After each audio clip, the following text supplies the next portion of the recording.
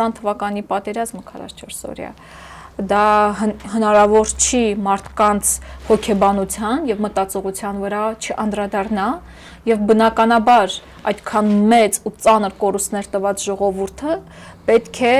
փորձի ամեն ինչ անել, որպեսզի նոր պատերազմներ չլինեն։ Հավատացեք, ես որպես արցախցի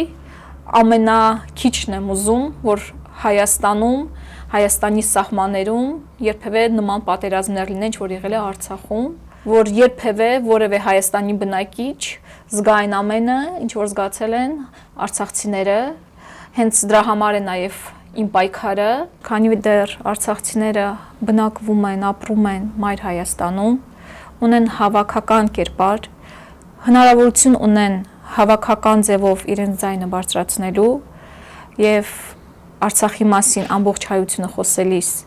դառնում է զգացմունքային, Արցախի հարցը միշտ լինելու է օրակարգային։